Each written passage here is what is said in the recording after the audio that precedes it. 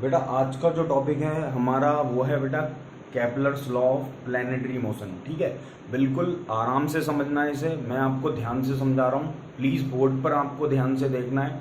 और 100% कह रहा हूँ आपको, ये जो 3 लॉज केपलर ने दिए थे वो आपको 100% समझ में आएंगे। अगर इसके बाद भी कोई डाउट रहता है तो प्लीज़ मुझे कमेंट सेक्शन में ज़रूर मेंशन करिए और मैं आपके कमेंट का रिप्लाई करके आपके जो भी डाउट्स होंगे उनको रिजॉल्व ज़रूर करूँगा।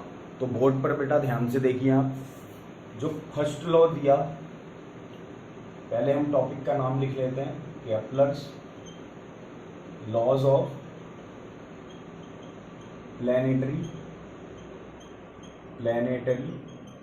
मोशन। ठीक है, इस टॉपिक में हमें पढ़ना क्या है कि सन के चारों ओर जब कोई प्लैनेट मोशन करता है तो वो कैसा होता है। ठीक है, उसके बारे में फर्स्ट लॉ से हम जानते हैं। फर्स्ट लॉ जो केपलर ने दिया, उन्होंने कहा कि अगर कोई प्लैनेट बेटा सन के, ये आपका एक प्लैनेट हो गया, ठीक है, और ये आपका सन है। अगर ये प्लैनेट इस सन के चारों ओर मूव करेगा तो बेटा उसका पाथ हमेशा कैसा होगा, इलिप्टिकल होगा। इलिप्टिकल का मतलब है कि सर्किल नहीं होगा। सर्किल को, एक सर्किल होता है उसको हम दबा दें ऊपर से तो बेटा ये इलिप्टिकल शेप बन जाएगी। और मेन चीज यहाँ पे ये है कि इलिप्टिकल में 2 चीजें इंपॉर्टेंट हैं। एक ये है आपका मेजर एक्सिस, जैसे सर्किल में होता है बेटा डायामीटर, तो इलिप्स में होता है मेजर एक्सिस। ठीक है, और ये हमेशा हम इसकी वैल्यू किसके बराबर होती है, 2a के बराबर। ठीक है, ऐसे ही यहाँ पे मेजर एक्सिस के परपेंडिकुलर मिड पॉइंट पे बिल्कुल एक होता है माइनर एक्सिस, और माइनर एक्सिस को हम रिप्रेजेंट करते हैं 2b से। ठीक है बेटा, तो आप यहाँ पे ध्यान से देखिए। तो पहला लॉ जो केपलर ने दिया, उन्होंने उसमें ये बताया कि जब भी कोई प्लैनेट किसी सन के, जो सन है उसके चारों ओर मूव करेगा तो उसका जो पाथ होगा वो हमेशा इलिप्टिकल होगा। ठीक है बेटा, और जो दूसरा लॉ है वो हमारा रिलेटेड है एरियल वेलोसिटी से। ठीक है बेटा, एरियल वेलोसिटी से क्यों रिलेटेड है, केपलर ने ये कहा कि अगर कोई प्लैनेट इलिप्टिकल पाथ पर मूव करता है सर्किल, ये सन के चारों ओर, तो बेटा उसकी जो एरियल वेलोसिटी है वो हमेशा कांस्टेंट रहेगी। देखिए एरियल वेलोसिटी क्या होती है, सपोज ये सन है आपका, ठीक है, और ये प्लैनेट है, ये एक इलिप्टिकल शेप में क्या कर रहा है, मूव कर रहा है, किसके ओर, किसके चारों ओर, सन के। ठीक है, तो इन्होंने बताया ये बेटा हमेशा एक फोकस, इस इलिप्स के कितने फोकस होते हैं बेटा, 2 फोकस होते हैं जिनको हम फोकाई कहते हैं।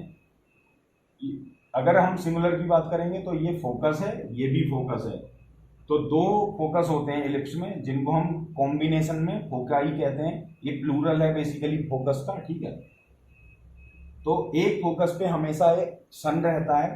ठीक है, जब ये मूव करता है तो सपोज अभी ये इस टाइम पर यहाँ पर है, और सपोज ये 10 दिन में, 10 डेज में ये यहाँ पे आता है।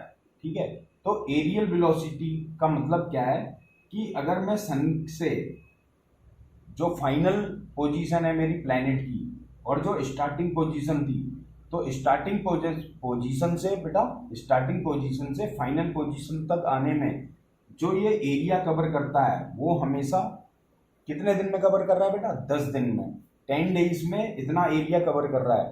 तो अगर प्लैनेट यहाँ आया है ना, तो भाई क्या होगा, ये 10 डेज में इतना ही मूव करना चाहिए था, जितना यहाँ पे मूव कर रहा है जितना, उतना ही मूव यहाँ करना चाहिए। और अगर हम एरिया की बात करते तो ये एरिया कम हो जाता, तो दूसरा लॉ हमारा फेल हो जाता।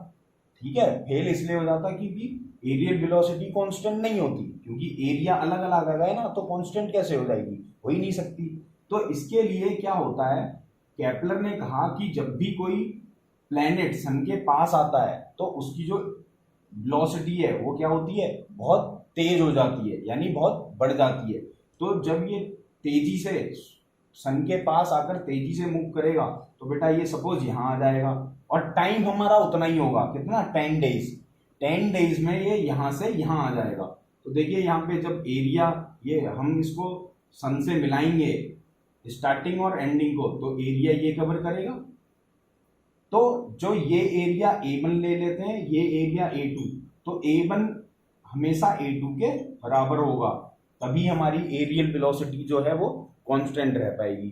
ठीक है, अगर कोई डाउट आता है तो प्लीज मुझे कमेंट सेक्शन में मेंशन जरूर करिए। ठीक है, इसको नोट कर लीजिए आप। ठीक है, पॉज करके नोट कर लीजिए प्लीज, इसके बाद हम थर्ड लॉ पढ़ेंगे। ठीक है, अब देखिए, अब जो है आपका केपलर का थर्ड लॉ क्या बोलता है। देखिए, इसको बुक से आप पढ़ भी सकते हैं, लेकिन मैं यहाँ पे आपको समझा रहा हूँ। ठीक है, तो जो थर्ड लॉ केपलर ने दिया उसमें क्या होता है कि जो टी स्क्वायर है, टी स्क्वायर बेटा क्या होता है, टाइम पीरियड। टाइम पीरियड अभी आपको पूरा समझ में आएगा। ये प्रोपोर्शनल होता है बेटा जो हमारी मेजर एक्सिस थी ना उसके हाफ के, यानी मेजर एक्सिस हमने कितनी मानी थी बेटा, 2a। 2a का हाफ कितना होगा, a, उसके क्यूब के प्रोपोर्शनल होता है।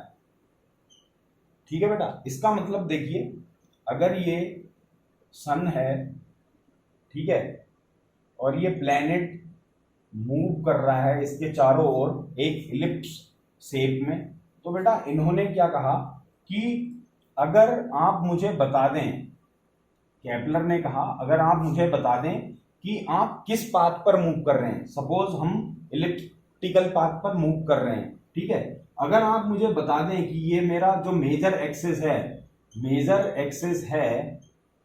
एक्सिस की अगर आप मुझे वैल्यू बता देंगे, ऐसा किन्होंने कहा, केपलर ने कहा अगर आप जिस पाथ पर, सपोज इलिप्टिकल पाथ पर मूव कर रहे हैं, तो इलिप्टिकल पाथ में अगर आप मुझे मेजर जो एक्सिस है उसकी वैल्यू बता दें, तो मैं आपको ये बता दूंगा कि कितने टाइम बाद आप एक कंप्लीट साइकिल पूरा कर लेंगे।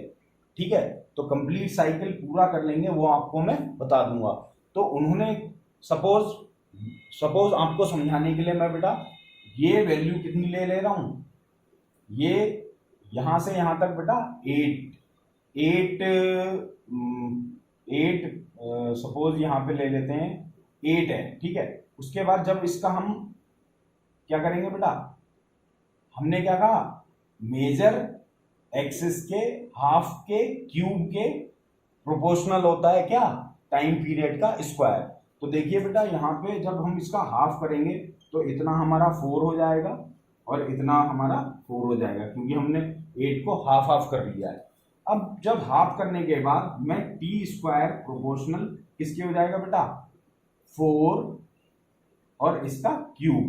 जब मैं इसको सॉल्व करूंगा तो बेटा यहां से देखिए 4 4 जा 16, 16 4 जा 64, और ये वैल्यू जो आई है मेरी टी स्क्वायर की आई है। लेकिन मुझे केवल बाबू टी स्क्वायर नहीं करना है, केवल और केवल टी की वैल्यू, टाइम पीरियड की वैल्यू निकालनी है। तो यहां से देखिए मैं टी प्रोपोर्शनल किसके आ जाएगा, स्क्वायर रूट ऑफ 64 कितना होता है बेटा, 8। तो यहाँ पे जो टाइम पीरियड की वैल्यू आएगी बेटा वो कितनी आ जाएगी, 8। ठीक है, ठीक है। तो थर्ड लॉ ये बहुत सिंपल है, लेकिन इसमें डाउट रहता है बच्चों को, तो इसमें आपके लिए मैं एक बार फिर से रिपीट कर देता हूं। जो थर्ड लॉ है हमारा केपलर का बेटा, वो बोलता है कि अगर कोई प्लैनेट इलिप्टिकल पाथ पर मूव कर रहा है, तो अगर मुझे आप बता दें कि उसका मेजर एक्सिस कितना है, तो मैं आपको ये बता दूंगा कि आप एक कंप्लीट राउंड कितनी देर में पूरा करेंगे। ठीक है, तो सपोज मैंने ये इलिप्टिकल का जो मेजर एक्सिस था बेटा वो 8 मान लिया, तो इसका हाफ कितना हो गया, 4 and 4, तो यानी मेरी ए की वैल्यू है 4। तो अकॉर्डिंग टू दिस लॉ जो टी स्क्वायर है वो प्रोपोर्शनल है बेटा ए क्यूब मतलब मेजर एक्सिस के हाफ के क्यूब के बराबर।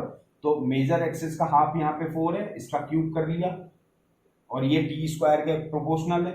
ठीक है, टी स्क्वायर के प्रोपोर्शनल है तो 4 का क्यूब कितना हो गया बेटा, 64। उसके बाद मेरे को टी स्क्वायर की वैल्यू ना निकाल के जिसकी वैल्यू निकालनी है बेटा टी की, तो टी की वैल्यू यहाँ से कितनी आ जाएगी, T proportional square root of 64। ठीक है, तो यहाँ से टी की वैल्यू कितनी आ गई बाबू, 8। ठीक है, तो ये था आपका third law of Kepler's for planetary motion.